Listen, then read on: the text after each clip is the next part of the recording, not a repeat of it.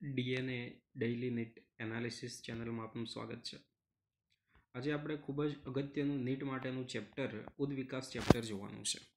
હવે મિત્રો ખાસ અહીંયા બાબત આપણે ધ્યાન રાખવાની, અહીંયા જે પણ ચેપ્ટરનું રિવિઝન થાય છે એ ક્રેશ કોર્સને લઈને માત્ર એનસીઆરટીનું આપણે રિવિઝન કરવાનું છે. ઉદ્વિકાસનું ચેપ્ટર જોઈએ તો આની અંદર ઘણું બધું એક્સ્ટ્રા થિયરીને ઘણું બધું છે, પણ અહીંયા આપણે માત્ર એનસીઆરટીની અંદર જે પણ આપેલું છે એટલું જ આપણે અહીંયા જોવાનું છે. શરૂઆતની અંદર આ ચેપ્ટરની અંદર જોઈશું તો આપણે જીવની ઉત્પત્તિ કઈ રીતે થવાની છે, એના ઉદ્વિકાસ કઈ રીતે થયેલો છે, ઉદ્વિકાસ માટેના પુરાવા શું છે, અનુકૂલિત પ્રસરણ આવશે, હાર્વિનબર્ગનો સિદ્ધાંત, ઉદ્વિકાસનો સંક્ષિપ્ત અહેવાલ અને અંતે માનવની ઉત્પત્તિ અને ઉદ્વિકાસ કઈ રીતે થયેલો છે એ આપણે અહીંયા જોવાનું છે. પહેલું જ અહીંયા આપણને આપ્યું, ઉદ્વિકાસીય જીવ વિજ્ઞાન એ જીવન સ્વરૂપોના પૃથ્વી ઉપરના ઇતિહાસનો અભ્યાસ છે. એટલે કે અહીંયા પૃથ્વી ઉપર જે પણ જુદા જુદા પ્રકારના જીવનના સ્વરૂપો જે આવ્યા છે એમનો ઇતિહાસ કઈ રીતે છે, વનસ્પતિઓ છે, પ્રાણીઓ છે, આ બધાનો ઇતિહાસ એમના જીવનનો શું છે એ વિશેનું જે વિજ્ઞાન બાયોલોજીનો આપણે જે અભ્યાસ કરીએ એને આપણે ઉદ્વિકાસીય જીવ વિજ્ઞાન કહેવામાં આવે છે. વાસ્તવિક રીતે ઉદ્વિકાસ શું છે? તો વર્ષોથી પૃથ્વી ઉપર વનસ્પતિઓ અને પ્રાણીઓમાં જે પણ ફેરફાર થયો છે આપણે સમજવાનો છે. જીવની ઉત્પત્તિ સંદર્ભે સમજ કેળવવી જરૂરી છે. એટલે કે પૃથ્વી, તારા અને છેક સ્વયં બ્રહ્માંડનો ઉદ્વિકાસ કઈ રીતે થયેલો એ આપણે જોવાનું છે. લાંબી લાંબી અર્થઘટનાઓ, પૂર્ણ કાલ્પનિક વાર્તાઓ, આ બધું આની સાથે સંકળાયેલું હોય છે. અને આ ગાથા પૃથ્વીના ઉદ્વિકાસના સંદર્ભમાં અને બ્રહ્માંડના ઉદ્વિકાસની પૃષ્ઠભૂમિની સાથે જીવનની ઉત્પત્તિ અને જીવન સ્વરૂપો અને જીવ વિવિધતાના ઉદ્વિકાસની છે. એટલે જેમ જેમ પૃથ્વી ઉપર બદલાવો આવેલા છે એને અનુલક્ષીને પણ જે બદલાવ સજીવોની અંદર આવેલા છે સમયગાળાને અનુલક્ષીને એ બધી જ બાબતોનો આની અંદર અભ્યાસ કરવામાં આવે છે. પહેલું જ આપણને અહીંયા આપ્યું છે હવે જીવની ઉત્પત્તિ જે છે, ઉત્પત્તિ કઈ રીતે થયેલી છે. તો જીવની ઉત્પત્તિ માટેના ઘણા બધા જુદા જુદા વાદ છે, જેમ કે અજીવન જનનનો વાદ છે, ઉલ્કાપાષાણવાદ છે, શાશ્વતતાનો વાદ છે, આપત્તિવાદ છે, વિશિષ્ટ સર્જનવાદ આવી શકે છે અને જૈવિક ઉદ્વિકાસના સિદ્ધાંત. અહીંયા આપણને બુકની અંદર જે આપેલું છે આપણે જોઈએ. જ્યારે આપણે રાત્રે ખુલ્લા આકાશમાં તારાઓ જોઈએ તો આપણે વીતેલા સમયને જોઈએ છીએ. તારાઓ વચ્ચેનું જે અંતર છે પ્રકાશ વર્ષની અંદર માપવામાં આવે છે અને આપણે આજે જે વસ્તુઓ જોઈ રહ્યા છીએ તે એવી વસ્તુ કે જેમાંથી પ્રસ્ફુરિત પ્રકાશની યાત્રા લાખો વર્ષો પહેલા શરૂ થયેલી. એટલે કે અત્યારે આપણે જે તારાઓ જોઈએ છીએ તો એની અંદરથી જે પ્રકાશ ઉત્પન્ન થયેલો છે એ વર્ષો પહેલા એની શરૂઆત થઈ ગયેલી છે અને જે આપણાથી અબજો કિલોમીટર દૂર છે અને હાલ આપણી આંખ સુધી પહોંચી રહ્યા છે. જોકે આપણે આપણી આસપાસની વસ્તુઓ જોઈએ છીએ તો તરત દેખાય છે અને જે વર્તમાન કાળની હોય છે. તેથી જ આપણે જ્યારે તારાઓ જોઈએ છીએ ત્યારે આપણને વર્ષો પહેલાની ઝાંખી થાય છે. જીવની ઉત્પત્તિ સમજતા પહેલા આપણે બ્રહ્માંડની ઉત્પત્તિ કઈ રીતે થયેલી એ આપણે અહીંયા થોડુંક આપણે સમજવું પડે, આપણને આપેલું છે. તો બધા જ તમે ફિઝિક્સ ને બધું જ ભણો છો તો એની અંદર ઘણું બધું તમે આના વિશે અભ્યાસ કરો છો. તો બ્રહ્માંડ એ વિશાળ છે અને એના સંદર્ભમાં આપણે પૃથ્વીને ગણીએ તો એ માત્ર એક કણની સમાન છે. બ્રહ્માંડ લગભગ 20 બિલિયન વર્ષ જૂનું છે. ઘણી બધી આકાશગંગાઓ છે. આકાશગંગાઓ તારાઓ હોય, વાયુઓ અને ધૂળના વાદળો ધરાવે છે અને ખરેખર તો પૃથ્વી એક બ્રહ્માંડનું એક સૂક્ષ્મ કણ સ્વરૂપે છે અને એમાં પણ આપણા માનવનું કેટલું સૂક્ષ્મ અસ્તિત્વ થાય. બિગ બેંગ વાદ જે છે એ બિગ બેંગ વાદ દ્વારા બ્રહ્માંડની ઉત્પત્તિ થઈ છે એના દ્વારા આપણને ખ્યાલ આવે. એક મોટો વિશાળ ભૌતિક વિસ્ફોટ થયો અને તેના પરિણામે આ ઉત્પત્તિ થઈ. જુદી જુદી સિદ્ધાંતો અહીંયા જોવામાં આવે તો એની અંદર પણ એ બધી બાબતો આપણે એક્સ્ટ્રાની અંદર ઘણું બધું જોઈ ગયા છીએ. હવે ભૌતિક મોટો જે વિસ્ફોટ થયો, બ્રહ્માંડ વિસ્તર્યું અને પરિણામે તાપમાન ઓછું થયું. ત્યાર પછી ધીમે ધીમે હાઇડ્રોજન છે, હિલિયમ છે, એની ઉત્પત્તિ થઈ. બરાબર. તો એના આધારે આ બધા વાયુઓને બધું સર્જાયું છે. હવે હાઇડ્રોજન અને હિલિયમ થોડા સમય બાદ સર્જાયા. આ બધા જ જે વાયુઓ છે ગુરુત્વાકર્ષણને કારણે ભેગા થયા અને પ્રવર્તમાન બ્રહ્માંડની આકાશગંગાઓ અસ્તિત્વની અંદર આવી. તો આ આકાશગંગાઓ અસ્તિત્વમાં કેમની આવી? તો હાઇડ્રોજન અને હિલિયમ વાયુઓ ભેગા થયા અને એના પરિણામે અસ્તિત્વમાં આવી. એટલે આકાશગંગાના સૌરમંડળમાં 4.5 બિલિયન વર્ષ પહેલાં પૃથ્વીની રચના જે થયેલી છે એવું આપણે માનવામાં આવે છે. હવે શરૂઆતની અંદર પૃથ્વી પર વાતાવરણ આવેલું નહોતું. પાણીની જે બાષ્પ છે, મિથેન, CO2 અને એમોનિયા જેવા પીગળેલા દ્રવ્યો મુક્ત થયા અને સપાટીને ઢાંકતા ગયા. હવે સૂર્યપ્રકાશ જે હતો તો એમાંથી યુવી કિરણો જે છે એ પાણીને હાઇડ્રોજન અને ઓક્સિજનમાં વિખંડિત કર્યા. આ MCQની અંદર પૂછાય. યુવી કિરણોના પરિણામે પાણીને હાઇડ્રોજન અને ઓક્સિજનમાં વિખંડિત કર્યા અને એની અંદરથી હલકો વાયુ H2 મુક્ત થયો. હવે અહીંયા ધીમે ધીમે અન્ય સંયોજનોનું ને બધાનું નિર્માણ થયું, જે આપણે રાસાયણિક ઉદ્વિકાસની અંદર આપણને ખબર પડે, જૈવિક ઉદ્વિકાસની અંદર પણ આ બાબત આપણને આપેલી છે. એમોનિયા અને મિથેન સાથે ઓક્સિજન જોડાયો, જેના પરિણામે પાણી, CO2 અને બીજા અન્ય સંયોજનોની રચના થઈ અને ઓઝોન સ્તરનું પણ નિર્માણ થયું. જ્યારે પૃથ્વી ઠંડી પડી, પાણીની બાષ્પ વરસાદ સ્વરૂપે આવ્યું અને પૃથ્વી ઉપર જે મોટા ખાડાઓ હતા એની અંદર આ પાણી ભેગું થયું અને આ રીતે મહાસાગરોનું નિર્માણ થયું છે. પૃથ્વીની ઉત્પત્તિ બાદ 500 મિલિયન વર્ષો બાદ પૃથ્વી ઉપર જીવ દ્રશ્યમાન થયો, એટલે કે લગભગ 4 બિલિયન વર્ષ પહેલાં થયો. હવે અહીંયા આપણને જુદી જુદી અહીંયા થિયરીઓ આપેલી છે કઈ રીતે એનું નિર્માણ થયેલું છે. એના માટે જીવન જે છે એ જીવન કઈ રીતે અહીંયા ઉત્પન્ન થયું છે. હવે અહીંયા કેટલું કેવું છે, કેટલાક વૈજ્ઞાનિકો માને છે કે તે બહારથી આવેલું છે. પહેલાના જે ગ્રીક વિચારકો માને છે કે જીવના એકમો જેને સ્પોર્સ, એટલે કે સ્પોર્સ એટલે આપણે અહીંયા બીજાણુ, બીજું કશું નથી, અહીંયા સ્પોર્સ બીજાણુ છે. સ્પોર્સ થિયરી અથવા તો થિયરી ઓફ પેન્સપર્મિયા તરીકે પણ ઓળખવામાં આવે છે, કે જે પૃથ્વી સહિતના વિવિધ ગ્રહો સ્થળાંતરિત થયા. પેન્સપર્મિયા હજુ પણ અમુક ખગોળશાસ્ત્રીઓનો માન્ય વિચાર છે. હવે પેન્સપર્મિયાની અંદર એવું શું છે?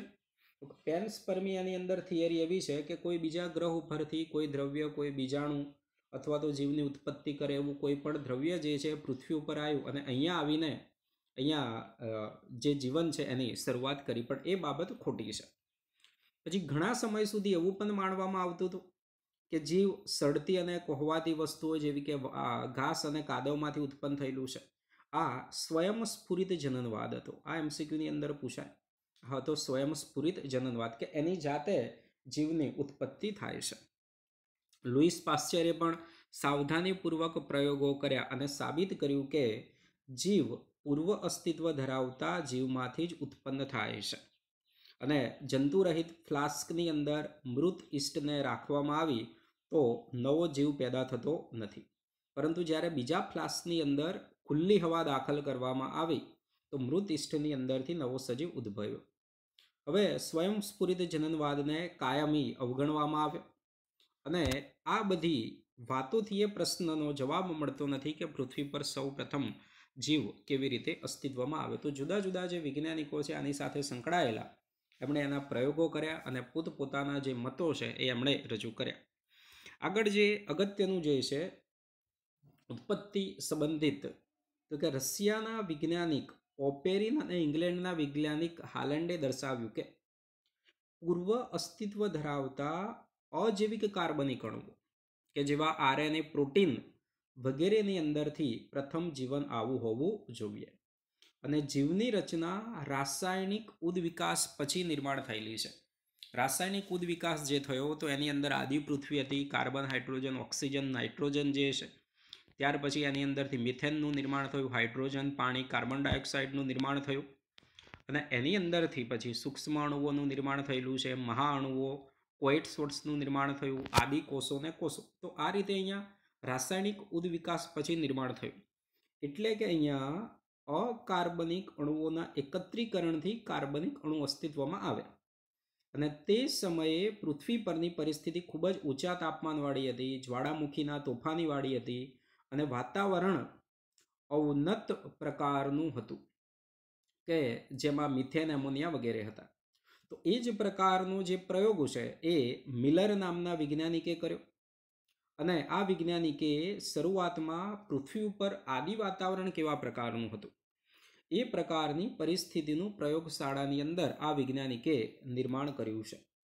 અને તેમણે બંધ ફ્લાસ્કની અંદર મિથેન, હાઇડ્રોજન અને એમોનિયા અને પાણીની વરાળને 800 °C તાપમાને મિશ્ર કરી ઇલેક્ટ્રોડની અંદર ગોઠવણી કરવામાં આવી, એટલે કે જે વીજળીના ચમકારા વિદ્યુત ઉર્જા મુક્ત થાય. અને આ વૈજ્ઞાનિકે જોયું કે એની અંદરથી એમિનો એસિડનું નિર્માણ થયું હતું. અને આ જે પ્રકારના બધા પ્રયોગો વૈજ્ઞાનિકે કર્યા. કેમ કે આપણે જે પણ જીવ જોઈએ, કોષ જોઈએ, તો એનું જે પણ જનીન દ્રવ્ય, કાર્બોદિત, લિપિડ, પ્રોટીનની આપણે વાત કરીએ તો એનું પણ નિર્માણ રાસાયણિક ઉદ્વિકાસ દ્વારા આપણે સમજી શકાય છે. અને આવું જ બીજા વૈજ્ઞાનિકોએ આ પ્રકારના પ્રયોગોમાં જોવા મળ્યું. અને તેમાં શર્કરા, નાઇટ્રોજન બેઝ, રંજક દ્રવ્ય અને ચરબીનું નિર્માણ થયું. અને પૃથ્વી પર પડેલી જે પણ ઉલ્કાઓનું આપણે પૃથ્થકરણ કરવામાં આવે છે, તો આવા દ્રવ્યો તેમાં મળી આવે છે. અને દર્શાવે છે કે કદાચ અવકાશમાં પણ આવી ક્રિયા થતી હોવી જોઈએ. અને આવા મર્યાદિત પુરાવા સાથે રાસાયણિક ઉદ્વિકાસને વધતા કે ઓછા પ્રમાણમાં પ્રથમ સંકલ્પના તરીકે સ્વીકારેલી છે. તો એમસીક્યુની અંદર પૂછાય કે ઉદ્વિકાસની અંદર રાસાયણિક ઉદ્વિકાસ છે કે જેને અહીંયા પ્રથમ સંકલ્પના તરીકે અહીંયા સ્વીકારવામાં આવી છે, કારણ કે વધુ આપણને નક્કર માહિતી અહીંયા આપણને આપે છે કે કઈ રીતે અહીંયા ઉદ્વિકાસ થયેલો છે. આગળ આપણે અહીંયા જોવામાં આવે તો અહીંયા મિલરનો જે પ્રયોગ છે એની આકૃતિ આપણને આપેલી છે, એમસીક્યુની અંદર પૂછાય. અહીંયા જે પણ વાયુઓ છે અંદર રાખવામાં આવ્યા હતા, ઇલેક્ટ્રોડ રાખવામાં આવેલા છે, અને એના પરિણામે આ બધું અંદર નિર્માણ થયેલું અહીંયા જોવા મળેલું છે. તો એ આપણને અહીંયા દર્શાવ્યું છે. આગળ આપણે અહીંયા જોઈએ તો આપણને ખ્યાલ નથી કે સૌ પ્રથમ સ્વયં વિભાજન પામી શકે તેવના જીવના ચયાપચયક બીજ કોષો કઈ રીતે ઉદ્ભવ્યા. પ્રથમ અકોષીય જીવ 3 બિલિયન વર્ષ પહેલાં ઉત્પન્ન થયો હશે તેવું માનવામાં આ માહિતી આધારિતમાં પૂછાય. અને તે એક મોટો અણુ હોવો જોઈતો હતો, આરએનએ, પ્રોટીન, પોલિસેકેરાઇડ, અને કદાચ બીજ કોષ સ્વરૂપમાં પોતાની રીતે પ્રજનન કરી શકતો હોવો જોઈએ. અને 2000 મિલિયન વર્ષ પહેલાં સુધી પ્રથમ કોષીય જીવની ઉત્પત્તિ થયેલી નથી. અને મોટે ભાગે શરૂઆતની અંદર તેઓ એક કોષીય હતા. બધા જ જીવંત સ્વરૂપો પાણીના વાતાવરણમાં જ હતા. અને ધીમે ધીમે અજૈવિક અણુઓમાં ધીમે ધીમે ઉદ્વિકાસની પ્રક્રિયા થઈ અને પ્રથમ જીવંત કોષ અસ્તિત્વની અંદર આવ્યું હોવું એ બધા અહીંયા સ્વીકારે છે. અને કઈ રીતે પ્રથમ કોષીય જીવમાંથી હાલનું જટિલ જીવ વૈવિધ્ય અસ્તિત્વમાં આવ્યું છે. એક જ કોષીય હતું, એની અંદરથી આખી અત્યારે જે આપણને પ્રાણીઓ જોઈએ, વનસ્પતિઓ જોઈએ આપણી બાજુ, તો કઈ રીતે નિર્માણ થયું એની આપણને અહીંયા ચર્ચા કરેલી છે. આગળ આપણે અહીંયા જોઈએ તો જીવંત સ્વરૂપોનો એક જે ઉદ્વિકાસ છે એના માટેની જુદી જુદી જે શક્યતાઓને બધું આપેલું છે. હવે મિત્રો અહીંયા ખાસ એમસીક્યુની અંદર આપણને પૂછાય, રૂઢિગત ધાર્મિક સાહિત્ય આપણને વિશિષ્ટ સર્જનવાદ વિશે જણાવે છે. આપણા જે ધાર્મિક જે પણ સાહિત્યો છે એની અંદર જે પણ બધી જીવોની ઉત્પત્તિને એ માહિતી આપી છે એના આધારે આપણને અહીંયા શક્યતાઓ આપેલી છે. એમસીક્યુની અંદર પૂછાય કે આ સિદ્ધાંત પ્રમાણે શક્યતાઓ કેટલી છે, તો આ પ્રમાણે 3 શક્યતાઓ રહેલી છે. પ્રથમ શક્યતા એવી છે કે અત્યારે જોવા મળતા બધા જ સજીવો આ જ સ્વરૂપે ઉત્પન્ન થયેલા હોવા જોઈએ. બીજી શક્યતા કે ઉત્પત્તિ સમયે જે વિવિધતા પહેલાં હતી તેવી જ ભવિષ્યની અંદર રહેવાની છે. અને ત્રીજી શક્યતા એ આપણને આપી કે પૃથ્વી લગભગ 4000 વર્ષ જૂની છે. આ બધા જ વિચારોને 19મી સદીમાં સખત રીતે પડકારવામાં આવેલા, કારણ કે આ બધી બાબતો સુસંગત એટલી નથી. અને આ વિચારો HML બીગલ નામના સમુદ્રી જહાજમાં આ એમસીક્યુની અંદર પૂછાય છે. કયું સમુદ્રી જહાજનો ઉપયોગ કર્યો હતો? ચાર્લ્સ ડાર્વિને. તો કે HMS બીગલ નામના સમુદ્રી જહાજમાં વિશ્વભરની સમૃદ્ધિ દરમિયાન ચાર્લ્સ ડાર્વિનના અવલોકન ઉપર આધારિત હતું. અને એમણે તારણ કર્યું કે પૃથ્વી પરના સજીવો માત્ર એકમેક સાથે સામ્યતા દર્શાવે એવું નથી, પણ વર્ષો પહેલાંના સજીવો સાથે પણ તેમની સમાનતા હોય છે. અને આ રીતે એ ઉદ્વિકાસ જે છે એનું આપણને સમજૂતી આપણને આપી હતી. આમાંના ઘણા સજીવો લુપ્ત થયેલા પણ છે.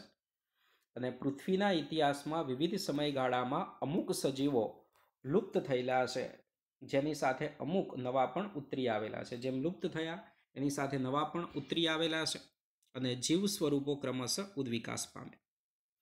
કોઈ પણ વસ્તી લક્ષણોમાં રહેલી વિવિધતાને લીધે સ્થાયી છે. હવે કોઈ પણ વસ્તી લક્ષણોમાં જે વિવિધતા રહેલી છે, એટલે જે જગ્યાએ એનું નિવાસ સ્થાન છે, પ્રાકૃતિક પરિસ્થિતિ છે, હવામાન હોય છે, ખોરાક, ભૌતિક ઘટકોમાં વધુ સારી રીતે ટકી રહેવા માટે સક્ષમ બને છે. અને જે આ પરિસ્થિતિની અંદર ટકી રહેતા નથી તે પાછળ રાખી દે છે.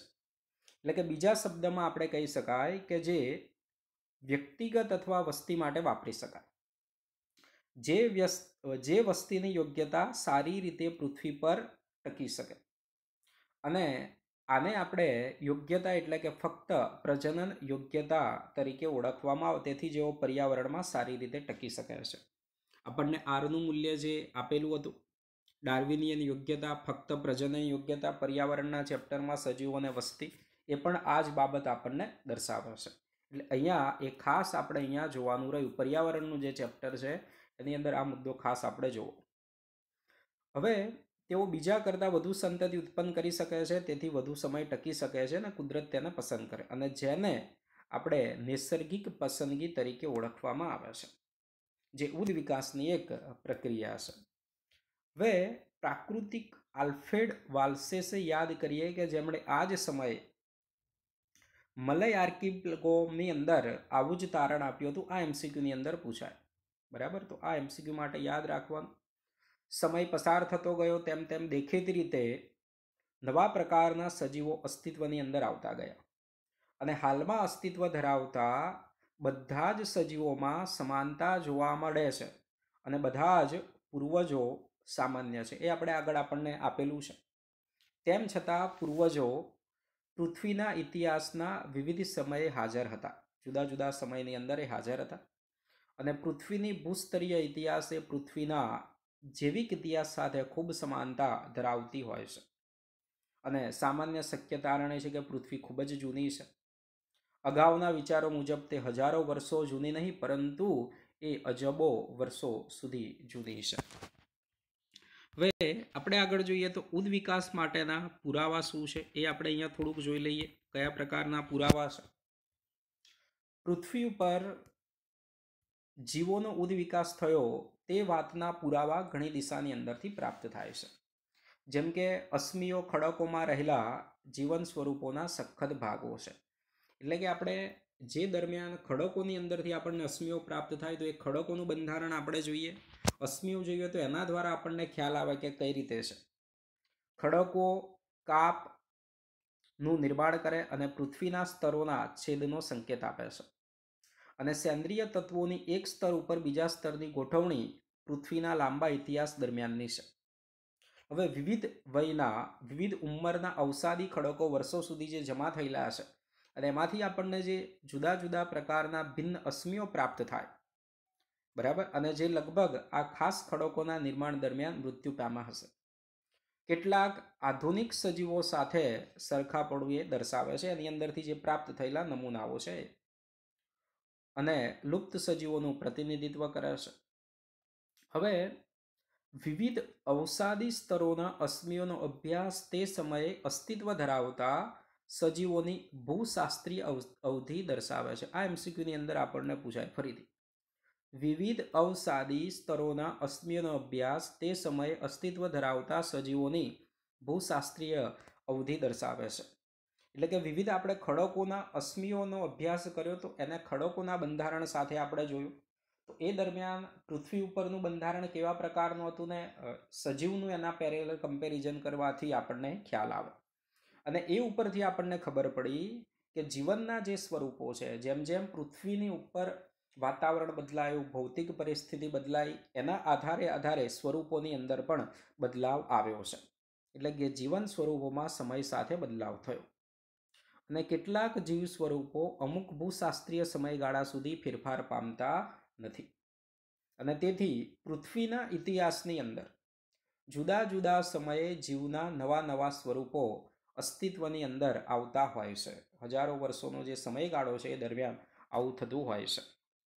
આપણને ખ્યાલ છે, કેમેસ્ટ્રીની અંદર આપણે ભણીએ છીએ, ફિઝિક્સની અંદર ભણીએ, રેડિયો એક્ટિવ ડેટિંગ પદ્ધતિ દ્વારા અર્ધ આયુષ્ય સમય ને બધું છે એના દ્વારા આપણને અહીંયા એની ઉંમર ને બધી ગણતરી ખ્યાલ આવે છે. હવે અહીંયા આપ્યું પહેલું ઉદ્વિકાસનો ગર્ભ વિદ્યાકીય આધાર. આ એમસીક્યુ માટે ખૂબ જ અગત્યનું છે. આની અંદરથી નીટની અંદર એમસીક્યુ પૂછાય. અર્નેસ્ટ હેકલ વૈજ્ઞાનિક દ્વારા ગર્ભ વિદ્યાકીય આધાર આપવામાં આવ્યો હતો.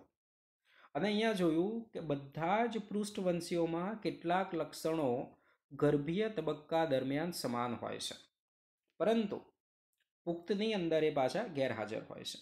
જેમ કે આપણને ખબર છે, આ એમસીક્યુમાં પૂછાય, માનવ સહિત બધા જ પૃષ્ઠવંશીઓના ગર્ભમાં શીર્ષની પાછળ અવશિષ્ટ ઝાલર ફાટની હરોળ આવેલી હોય છે, પરંતુ ધીમે ધીમે ફક્ત એ આપણે જોયા પ્રાણી સૃષ્ટિની અંદર જોયું તો એ માત્ર કોની અંદર, મત્સ્યોની અંદર જ કાર્યરત હોય છે, બાકીનાઓની અંદર કાર્યરત હોતી નથી.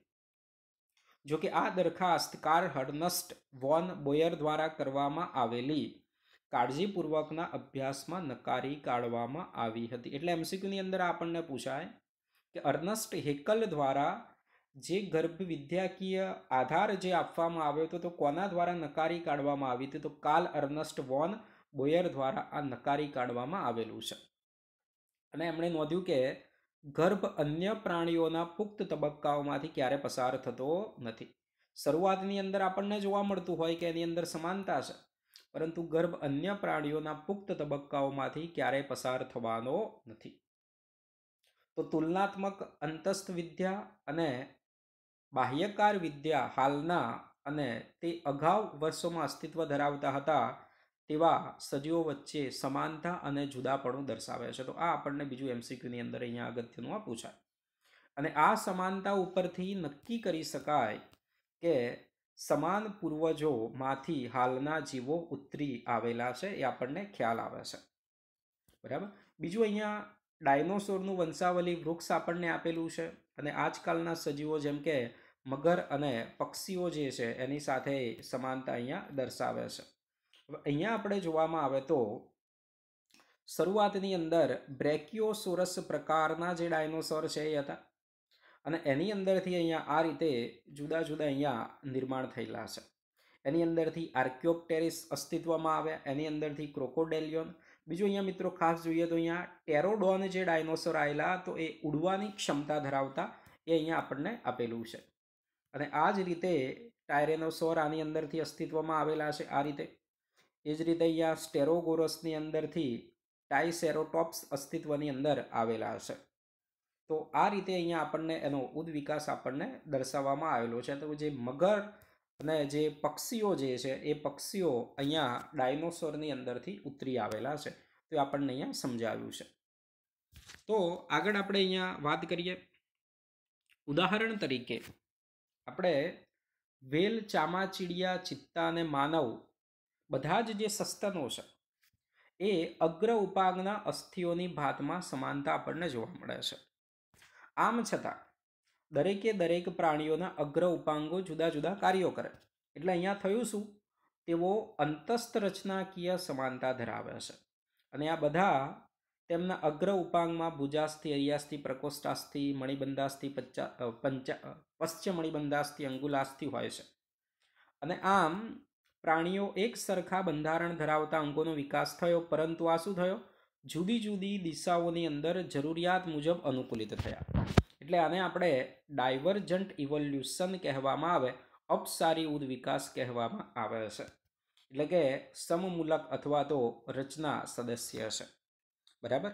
એટલે કે અહીંયા જે પણ એમની અંતસ્થ રચના છે સમાન છે, પરંતુ એ કાર્યો કરવા માટે અલગ અલગ રીતે અહીંયા બદલાઈ ગયેલી આપણને જોવા મળે છે. બરાબર. તો અહીંયા આપણે આકૃતિની અંદર જોવામાં આવે તો અહીંયા આપેલા છે, માનવની અંદર આપેલા છે. બરાબર. ચિત્તાની અંદર જોવામાં આવે તો એને દોડવા માટે, વેલની અંદર એને તરવાનું છે, ચામાચીડિયું છે તો એને ઉડવાનું છે. બરાબર. તો એના માટે અહીંયા આપેલું છે. હવે બીજું, સમમૂલકતા સમાન પૂર્વજો નિર્દેશિત કરે છે, અને અન્ય ઉદાહરણોમાં પૃષ્ઠવંશીઓના હૃદય અને મગજ છે. વનસ્પતિઓની વાત કરીએ તો વનસ્પતિઓમાં પણ બોગનવેલના કંટક આપણે જોઈએ અને કુકરબીટાના કંટક જોઈએ તો એ પ્રકાંડ સૂત્ર રચના સદસ્ય અંગો છે અને રચના સદસ્યતા એ અપસારી ઉદ્વિકાસ ઉપર આધારિત છે, જ્યારે કાર્ય સદસ્યતા બિલકુલ વિપરીત સ્થિતિ દેખાડે છે. દાખલા તરીકે આપણે જોઈએ તો પતંગિયા અને પક્ષીની પાંખ સરખી દેખાય છે, પરંતુ તેઓ અંતસ્થ રચનાની દ્રષ્ટિએ સમાન નથી, છતાં પણ કાર્યો કેવા કરે છે? સમાન. એટલે કે એને આપણે કહેવામાં આવે કેન્દ્રાભિસારી ઉદ્વિકાસ. એટલે સમાન કાર્ય માટે ભિન્ન રચનાઓ વિકસે છે અને તેથી સમાનતા આ ધરાવતા હોય છે. એટલે કે આ રીતે આપણને અહીંયા ઉદ્વિકાસ થયેલો છે આપણને ખ્યાલ આવે છે. એટલે કે રચના સદસ્ય અને કાર્ય સદસ્ય રચનાઓ. કાર્ય સદસ્યના અન્ય ઉદાહરણોમાં ઓક્ટોપસ, સસ્તનની આંખ, પેગ્વિન અને ડોલ્ફિનના ફ્લિપર્સ છે. એવું કહી શકાય કે સમાન નિવાસ સ્થાનોના પરિણામે સજીવોના જુદા જુદા સમૂહોને સમાન અનુકૂલનો જે છે અપનાવવા પડ્યા છે, પરંતુ તેવા જ સમાન કાર્યો માટે. જેમ કે શક્કરિયા મૂળનું રૂપાંતરણ, બટાકાની અંદર પ્રકાંડનું રૂપાંતરણ એ કાર્ય સદસ્ય, તો કે એમને ખોરાકનો સંગ્રહ કરવાનો છે. બીજું, આ સંદર્ભે એ તર્ક પણ આપી શકાય કે પ્રોટીન અને જનીનોની કાર્યશૈલીની સમાનતાઓ વિવિધ સજીવોમાં સમાન છે. દાખલા તરીકે અહીંયા એક આપણે ઉદાહરણ લઈ શકીએ તો કે જે આપણે જનીન સંકેતનો અભ્યાસ કર્યો તો પ્રોટીન અને જનીનોની કાર્યશૈલીની સમાનતા દરેકે દરેકની અંદર સમાન છે. જે આપણે જનીન સંકેતની વાત કરીએ તો જનીન સંકેત છે એ દરેક માટે સમાન લાગુ પડે છે, તો એના આધારે આપણને ખ્યાલ આવે તે પણ સમાન પૂર્વજ હોવાનું નિર્દેશ કરે છે. જૈવ રાસાયણિક સમાનતાઓ પણ એવા સમાન પૂર્વજવાળી પરંપરાઓ તરફ ઇશારો કરે છે અને જેવી કે વિવિધ સજીવો વચ્ચે રચનાત્મક જે સમાનતાઓ હતી એ આપણને જણાવે છે. મિત્રો, અહીંયા ખાસ અગત્યનું જે એમસીક્યુની અંદર અહીંયા નીતિની અંદર પીએમટીની અંદર વારંવાર જે પૂછાયેલું છે એ અહીંયા જોવામાં આવે તો રચના સદસ્ય અને કાર્ય સદસ્ય અંગો કોને કહેવામાં આવે છે અને એના જે ઉદાહરણ છે એ ઉદાહરણ ઘણીવાર અહીંયા નીટની પરીક્ષાની અંદર પૂછાયેલા છે. તો એ આપણે ખૂબ જ સારી રીતે અહીંયા જોવાનું છે કે રચના સદસ્ય અંગો જે છે એ કોને કહેવામાં આવશે? કાર્ય સદસ્ય અંગો. અહીંયા જે આપણે અપસારી ઉદ્વિકાસની વાત કરી તો એ રચના સદસ્ય અંગોની અંદર આવશે અને કાર્ય સદસ્ય રચનાઓ તો કે જે કેન્દ્રાભિસારી છે એની અંદર એ આવવાનું છે. તો આ મિત્રો આપણે ખાસ અગત્યનું યાદ રાખવાનું છે. અને આગળ પછી આપણે પ્રાકૃતિક પસંદગી જે છે એ આપણે અહીંયા જોવાનું છે. Thank you. ચેનલને વધુમાં વધુ સબસ્ક્રાઈબ કરો, શેર કરો. અને હવે આગળ ખાસ ખૂબ જ અગત્યની બાબતો આવે છે જે આપણે સમજવાની છે ઉદ્વિકાસમાં. તો કે હાર્ડવિનબર્ગનો જે સિદ્ધાંત છે એ ખૂબ જ સારી રીતે આપણે સમજવાનો છે. પ્રાકૃતિક પસંદગી માટે આપેલું છે, અનુકૂલિત પ્રસરણ છે, બરાબર. તો આ બધું જ. અને ખાસ મિત્રો અહીંયા અગત્યનું પ્રાકૃતિક પસંદગી માટે જે આપણને અહીંયા હાર્ડવિનબર્ગના સિદ્ધાંત પછી અહીંયા જે આપણને આપેલું છે એ આપણે ખાસ આગળના વિડીયોની અંદર અહીંયા જોવાનું છે કે જેની અંદરથી અહીંયા એમસીક્યુ પૂછાય છે. થેન્ક યુ મિત્રો. ચેનલને વધુમાં વધુ સબસ્ક્રાઈબ કરો અને શેર કરો.